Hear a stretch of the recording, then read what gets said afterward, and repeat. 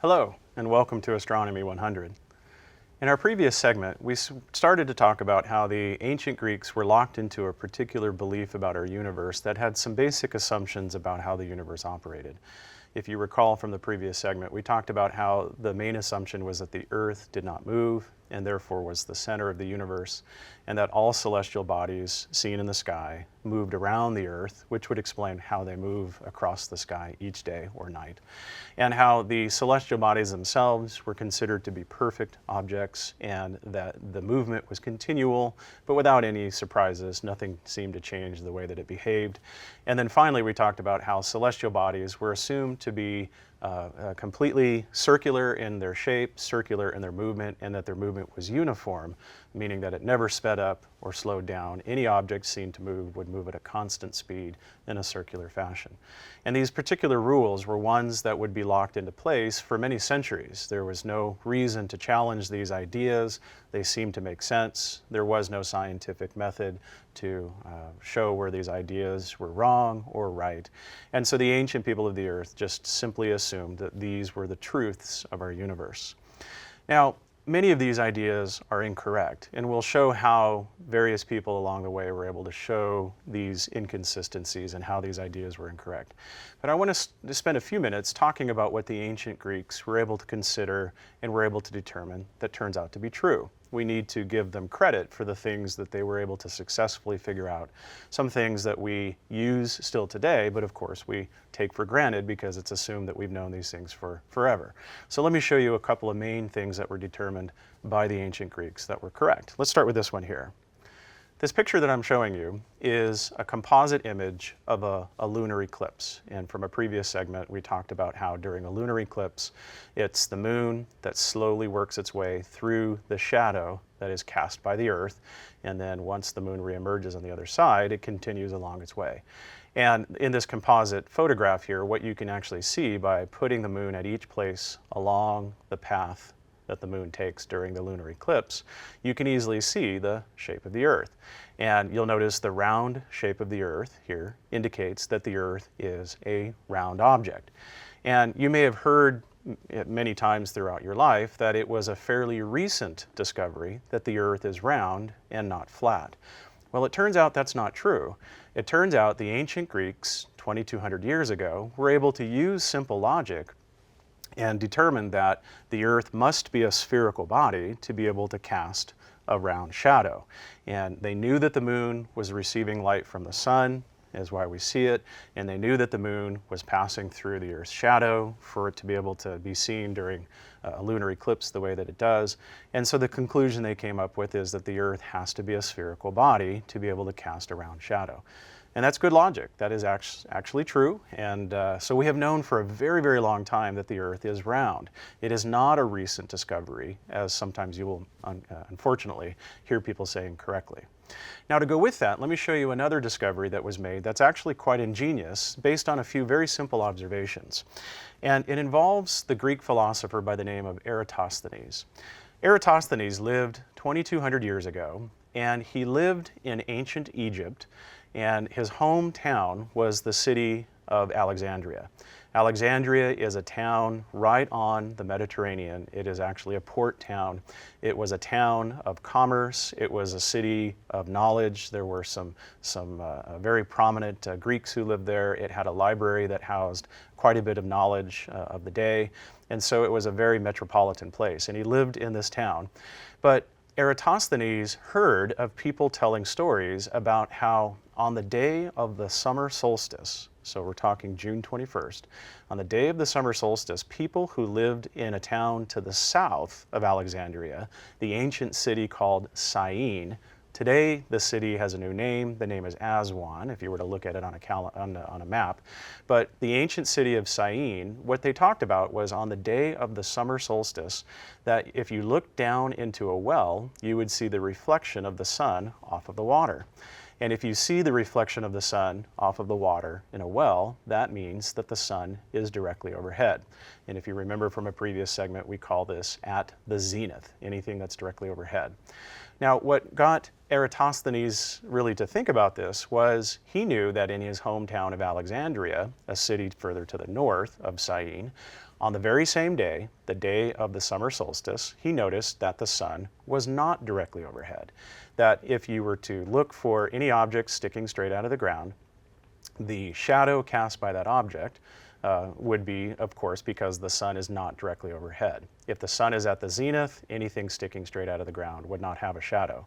So the fact that you get a shadow means the sun is not directly overhead. So Eratosthenes put these two things together and came up with a couple of important conclusions. Here's the first one.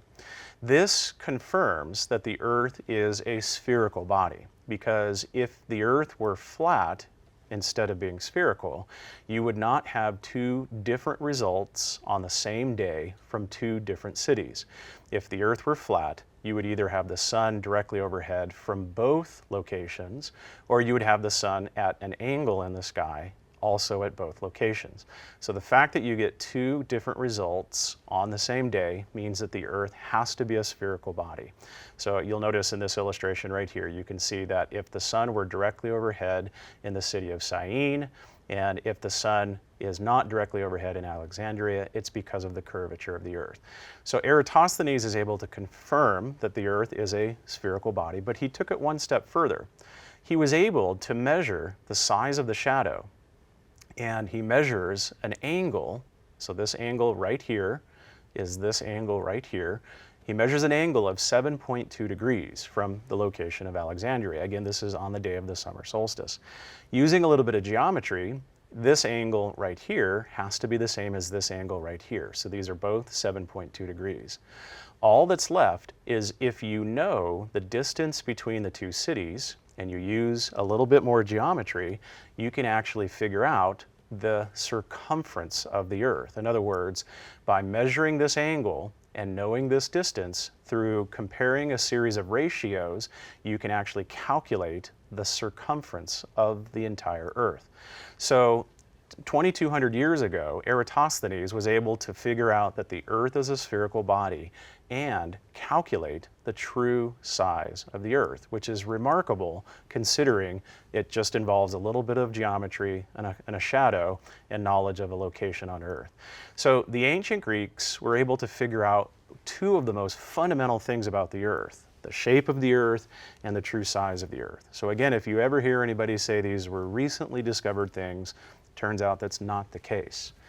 Now, the next thing I want to show you would be the work done by a Greek philosopher that is not often heard about, is a name that people don't often mention, but he made a few assumptions about our universe that would turn out to be correct and would turn out to influence people further down the historical chain. And let me show you about Aristarchus. Now, Aristarchus lived in a region called, or on an island called Samos in the region of the Mediterranean. This is 300 BC, so about 2,300 years ago. Aristarchus was somebody who had an alternative understanding, or at least perspective, guess, assumption about the universe. And let me show you what he was able to do. Here are a couple of ideas that came from Aristarchus. The first thing is, as far as we know, the historical archaeological records indicate that he is the first person, or one of the first people, to suggest that the universe is sun-centered, not Earth-centered. So he is, as far as we know, the first to suggest what we call a sun-centered model of the universe. And of course, he turns out to be right. Although the sun is not the center of the universe, it is a sun-centered model when it comes to our solar system. The other thing is Aristarchus was able to at least assume that the stars were much further away than people had suspected. So when you look at the stars in the sky, it's very difficult to know how far away they are. And the belief of the ancient world was that the stars were attached to a celestial sphere. We talked about that in a previous segment. But they didn't really know how far away the stars and the celestial sphere was. And so Aristarchus actually believed that the stars were much, much further away than we previously had thought. But unfortunately, he still believed that they were attached to the celestial sphere. The other thing, and the important thing is that he was able to come up with some geometry to attempt to determine the distance between the Earth and the Sun. And the method that he comes up with is geometrically correct. It is something that will work.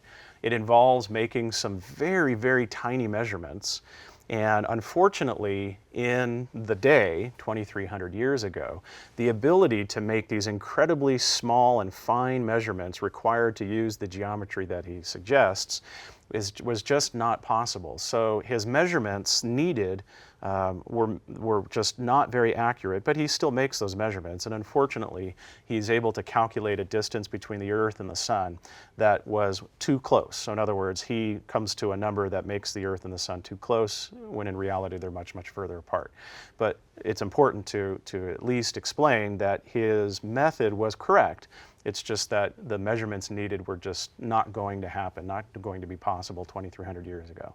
So this is sort of the beginnings of doing science. And again, the alternative belief of a sun-centered model would be something that would be quite remarkable in the day, because it requires you to have the belief that the Earth is a moving body.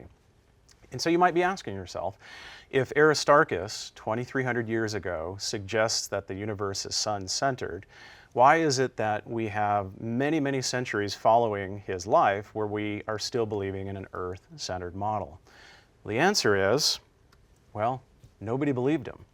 And so the suggestion of a sun-centered model might sound good, but you have to be able to convince the people of the Earth, the people of these cultures, that the Earth is a moving body. And if you remember from previous segments, it's a very, very difficult thing to get people to believe that the Earth is moving. You have to go to great lengths to prove that the Earth is actually something that moves. So Aristarchus makes these important assumptions and these important measurements and these geometric relationships that kind of tie this all together. But sadly, it's in an era when the cultures of the Earth are just not ready to accept a sun-centered model. And what we'll find eventually is that it'll take a great deal of effort to get this to change. So the last question really is why did it take so long to get past this Earth-centered model and adopt a sun-centered model? What was really the driving force to keep this Earth-centered concept moving throughout history and be very rarely challenged? So let me show you a timeline that'll help us at least understand this.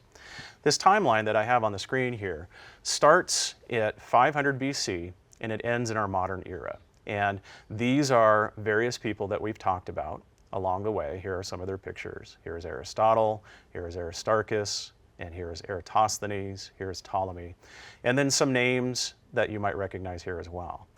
Copernicus, we'll talk about soon. We have Tycho Brahe, we have Johannes Kepler, we have Galileo, and Isaac Newton. But what you'll notice is there's a great deal of time that goes by between these two clusters of individuals.